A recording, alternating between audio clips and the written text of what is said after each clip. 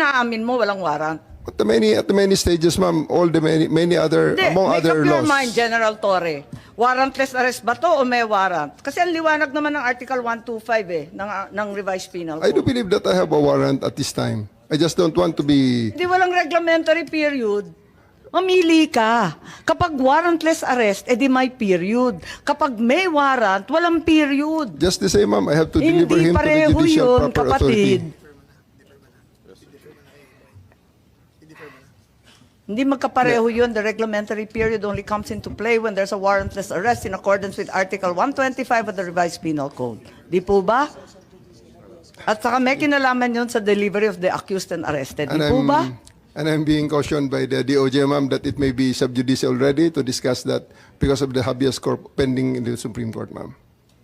Pati ba naman ng Revised Penal Code, naging executive session? Pambihirang buhay ito.